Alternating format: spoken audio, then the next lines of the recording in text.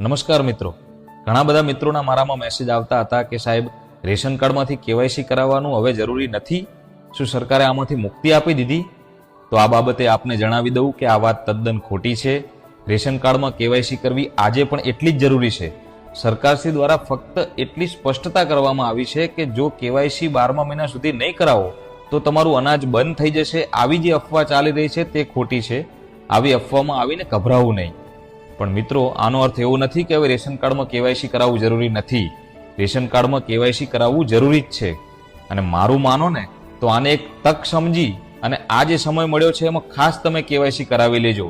કારણ કે ઘણા બધા લોકોને મેં એવા જોયા છે કે જે આયુષ્યમાન કાર્ડ સમયસર નથી કઢાવતા અને હોસ્પિટલમાં જ્યારે દાખલ હોય ત્યારે આયુષ્યમાન કાર્ડ કઢાવવા માટે ધક્કા ખાય, અંદર મોબાઈલ લિંક ના હોય ત્યારે કે કાશ પહેલું કરાવ્યું હોત તો સારું હતું.